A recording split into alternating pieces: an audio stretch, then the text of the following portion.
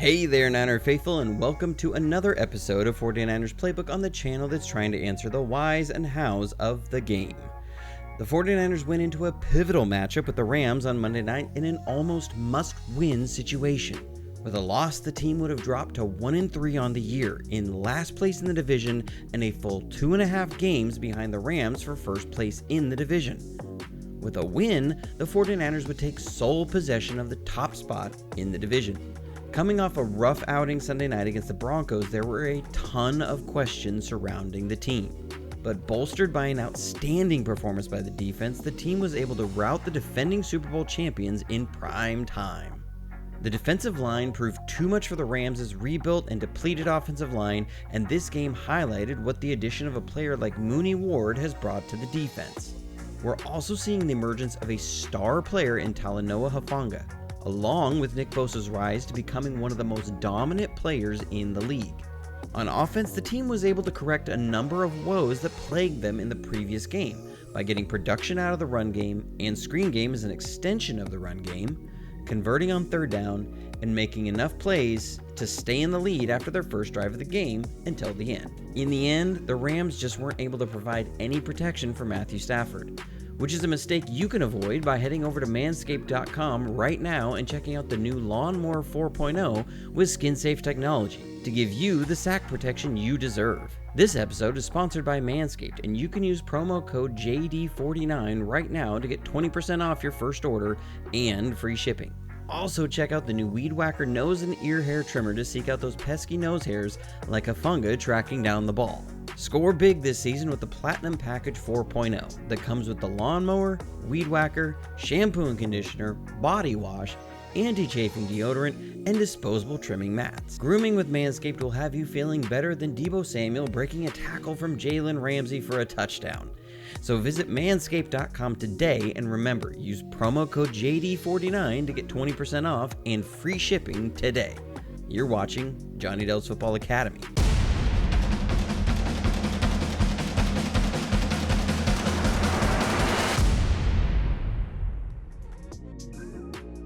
To start out, the defense played lights out red zone defense in this game, holding the Rams to 3 field goals on 3 trips in the red zone. On the first drive of the game, the Rams get deep into 49ers territory and are met with one of 7 sacks in the game. This is both good defense and a little bad offense by the Rams. They're going to try and run a bootleg pass here, and DeMeco Ryans has a good call to the strong side on this play by coming with a scrape exchange with Jackson and Hufanga. A scrape exchange is where you have a defensive end and a stacked defender exchange gaps post-snap to mess with the blocking schemes of the offense. The bad offense portion is that LA wants to bring Skowronek down on Ebukam to seal him off to allow Stafford to roll out. But his tight end takes a shallow release. He's supposed to release vertical to get out of the way.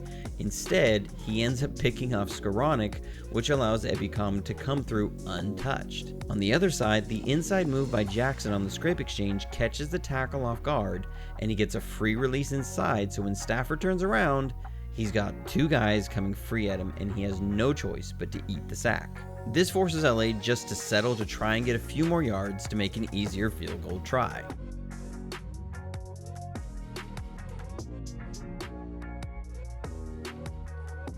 On offense, we started out forcing LA to respect our playmakers on the outside. I really like this design to start out the game.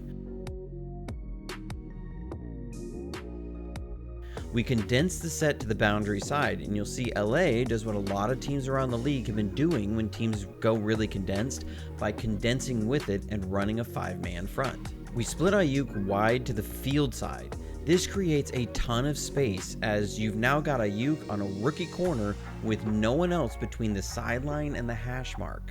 We then motion Juice across for a coverage check. With no one traveling with him, it'll reveal zone coverage. And we're just going to have a day 1 West Coast offense passing play dialed up. The slant flat concept, which is a horizontal stretch of an underneath zone defender, or can also act as a pick or interference play against man coverage. With the late motion revealing zone, Jimmy is going to read the bailing linebacker, as he'll be the underneath zone defender. Where the linebacker goes, you throw the opposite. If he stays in, you throw the flat route. If he goes out, you throw the slant. and this is in an area with maximum space. You can see at the snap, this is where Jimmy is reading. He sees the linebacker bailing and will hit Ayuk in space, who's able to get good yards after the catch. I love this play design to start out the game.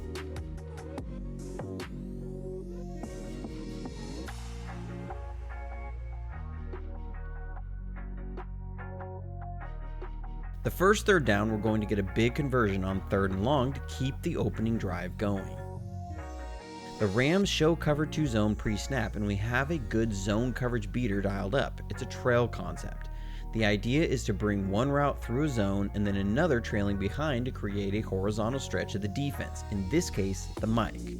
So as Jimmy drops back, he reads the Mike. I've seen some people say that he was staring down Jennings, and we'll address that from the end zone. But the Mike moves slightly to Kittle's shallow cross, and it's enough to get the pass into Jennings for a first down.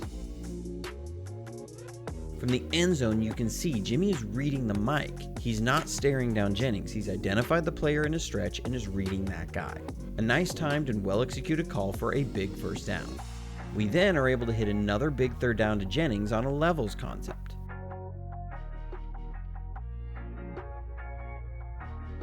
Here, the Rams are going to be in a pattern matching man cover 1 with Wagner in a lurk zone. The levels consist of a basic route and a short in route. Pre-snap, Jimmy is going to like the off coverage to Jennings on his quick in route. Post-snap, you'll see he's going to try and open it up with a quick pump fake to Deebo's basic route, which causes Wagner to slow up just a little bit. And it's what allows Jennings to get enough space to catch and turn it upfield. Nice play call and nice execution.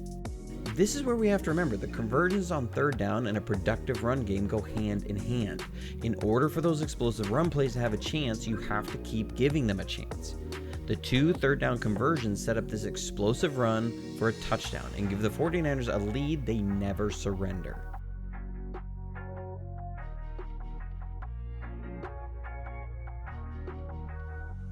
This is a really nice play design and adjustment by Kyle. LA is going to come out in a 5-man front with a 5 technique and a 1 technique to the strong side.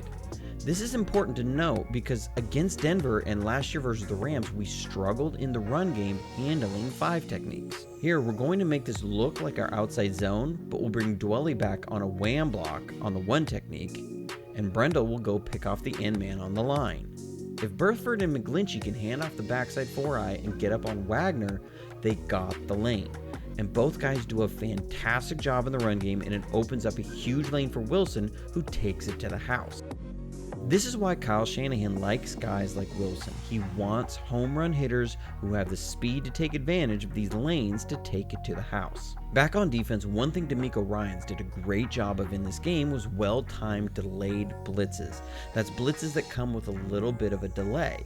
LA has their backs check and release in blocking a lot, so bringing a delayed blitz can get guys through unblocked if the running backs don't pick it up and instead release out into the pattern. This is one of those. We're going to bring Warner on a delayed blitz, and the running back doesn't see it over the lineman and releases into the pass pattern. Warner's pressure mixed with Bosa putting Noteboom on skates into Stafford's lap forces a bad pass. Then Nick Bosa gets his first sack of the game on a well-executed blitz. Here we manage to get Bosa at the Leo spot, or the defensive end, away from the tight end so they can't chip him. Because we present Bosa, Armstead, and Givens on the same side, it forces a line slide, and so the guard and tackle have to pick up Warner and Ebukam as presented rushing threats. We're going to come with double stunts as Warner will attack the outside shoulder of the guard to create space for Ebukam, and Armstead will look to split the center and guard to free up Bosa on the stunt, and it works to perfection.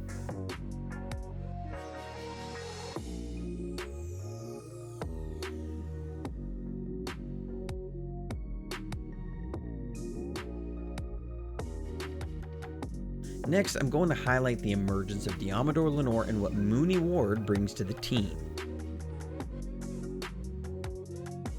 This is what has allowed Ryans to be more aggressive in some blitz situations. We're going to be in cover 1 with a 5-man rush. We're going to keep Hufanga in the middle of the field, and with Kupp in the slot, he's going to give most of his attention over there. This leaves Ward on Allen Robinson on an island. Lenoir does a fantastic job of reading Kupp's route, getting underneath and inside leverage, knowing he's got Hufanga over the top, and Ward blankets Robinson, leaving Stafford with nowhere to go with the ball for an incompletion.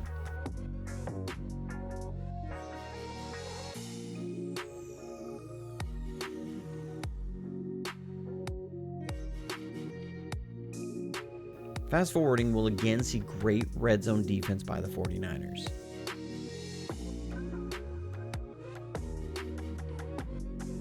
Here, the Rams are going to try a little throwback screen where they'll fake a wide zone away and come back with a little screen pass to Kupp, with the tackle coming out as a lead blocker. The idea is to get the defense flowing one way, then have the tackle pick up the safety to get Kupp into the end zone. First, Mosley does a good job in not overreacting to Kupp's fade release. He doesn't turn his hips, he stays square, and so he's able to drive on the throw when it comes.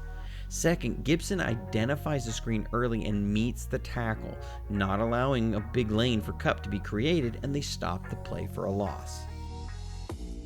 Next, the Rams are going to anticipate man coverage and are going to try and beat it with tempo. They break out of the huddle and run to get set.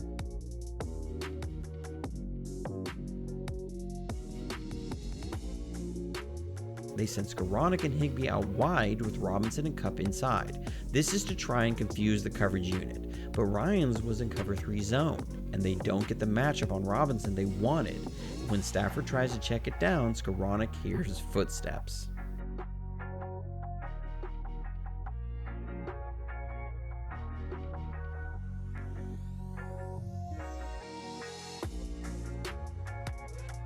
Back on offense, we're going to get our second touchdown of the game, with Deebo reminding everyone why he got the contract he did.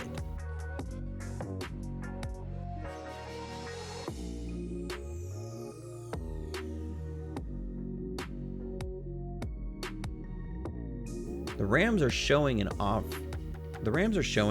2 safety look, but are disguising cover 1 man with a 5-man rush. We're going to have a man coverage beating play dialed up, as we'll run Jennings vertical to run interference for Deebo on an in route. I don't love the route by Jennings here. Deebo said the timing was just a tad off. Jennings runs a step too far outside and is going to leave room for the corner to come over the top of the interference and drive on the ball. Jimmy said he saw Rapp driving and tried to put the ball where it was Deebo or no one that could get it, and from there, Deebo just did Deebo things.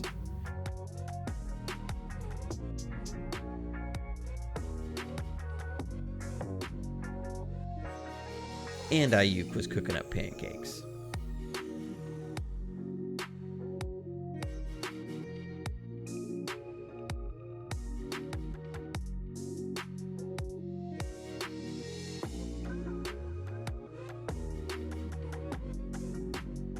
Back on defense, we're going to see another well-executed blitz. Here, we're going to come with another double stunt, but not how you'd normally see it. We have Bosa split really wide over the running back. They were chipping a lot, so this is going to draw a double team plus force the tackle to set really wide and create more space inside. We'll then bring Armstead around on a stunt with Ebicom slanting inside, as well as bring Jackson inside, with Warner coming around into the space created by Jackson and Bosa. You see how Bosa and Jackson create a ton of space for Warner to come through, but it doesn't even matter as much because Jackson was too quick for the guard, and he splits the guard in center and gets in for a sack on Stafford. Then, the next play, another well-executed blitz will end LA's chance for points before the half. You see how valuable a player Fred Warner is. He'll be tasked with coming off the line of scrimmage and matching Cooper Kupp down the middle of the field. How many linebackers can do this? I mean, really.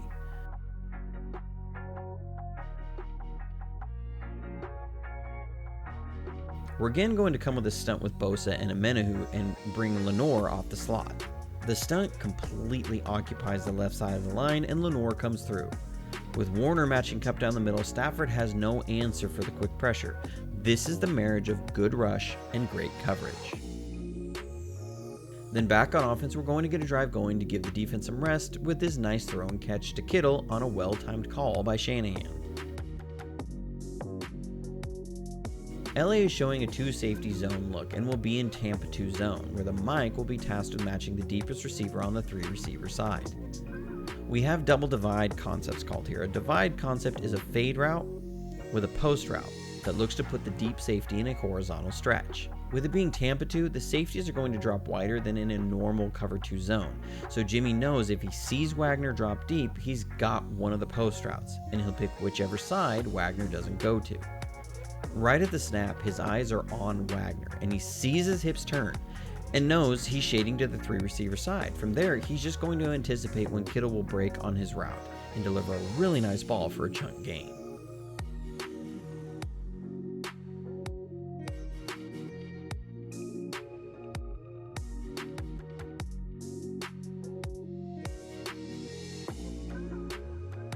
Back on defense again, great red zone defense. You're going to see another delayed blitz, this time with Greenlaw, and again, LA doesn't pick it up and it forces a bad pass by Stafford.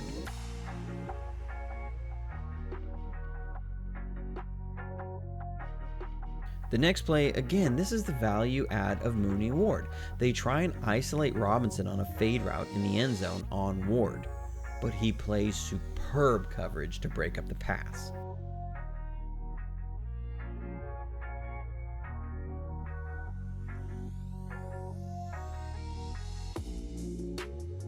Then Stafford nearly throws a pick in the end zone.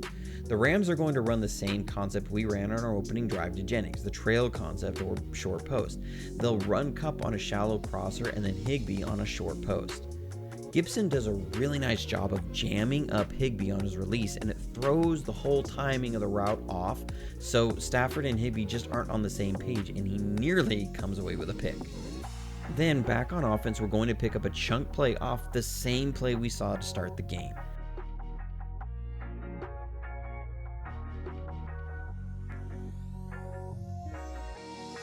Here we have Ayuk split wide on the field side, just like the opening play of the game. That time we motion Juice across. This time we'll just line him up on that side, but it's the same play. Juice and Ayuk on a slant flat concept on the field side. This time the Rams drive on Ayuk's slant route and Jimmy sees it and hits Juice on the flat route, who gets a huge chunk gain on the play. High execution of simple plays leads to big gains. Then Kyle is going to go after the Rams with several straight misdirection runs. This is when Kyle is on his game. We're going to motion Juice across late and run a split zone with Kittle coming across the formation to kick out the end man. You see how Juszczyk's motion and the wide zone look draw the defense to over pursue, which opens up a big cutback lane up the middle. So now what does Kyle do? He runs the exact same play again, this time flipped with Dwelly motioning across and Juszczyk coming back on the kickout block. Next, Kyle is going to use Deebo as a decoy on another misdirection run.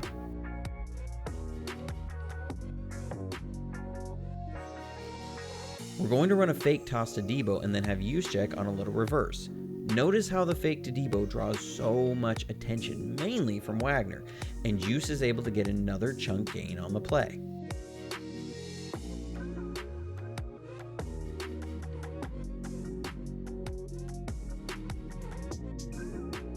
Back on defense, I'm again going to highlight Lenoir and Mooney Ward.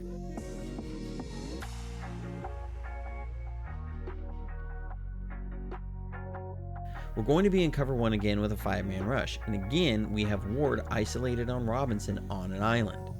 With Lenoir playing the high crosser from Kupp so well, they're going to try and run a deep corner route this time. Again, Lenoir stays in good position, knowing where his help is, and Gibson, because Ward has Robinson locked down, can shade to that side. That forces Kupp to break his route off a little early, and so the throw is high and outside.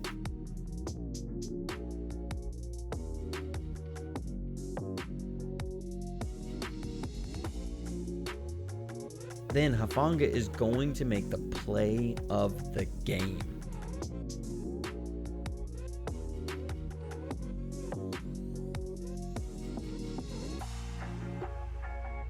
We're in man coverage here, and the Rams are just trying to run that quick wide receiver screen. Hufanga does an excellent job of reading his man through to the play, identifying the screen and not hesitating to jump on the route for a pick six. This guy has been absolutely incredible through the first 4 games of this year. Then Ebukam is going to seal the game with a good mix of pass rush and coverage.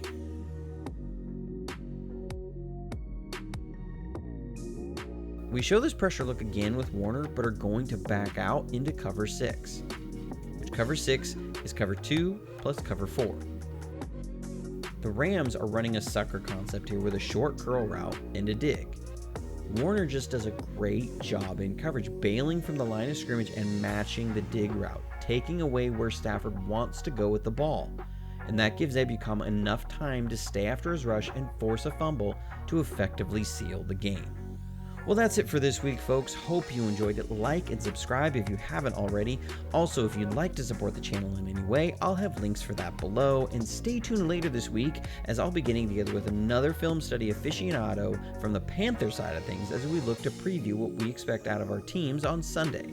Overall, it was a dominating performance in a must-win scenario, and one that washed a lot of the bad taste out of our mouths from Sunday night. Things look good for the team going forward, with the offense starting to find a rhythm and the defense playing at an elite level. There's still a ton of football left to be played, but I like where the team is at, and there's still a ton of room for improvement. Sometimes a slow start can be a blessing. The key in football is getting hot at the right time. Some teams get hot early and can't sustain it to the end of the year and into the postseason. I'd rather get hot in December into January to really see everything come together and operate at a high level, but there's a ton that can happen between then and now. As most years, health will be the big determining factor in how the team performs. But until next time, stay safe, stay healthy, and go Niners.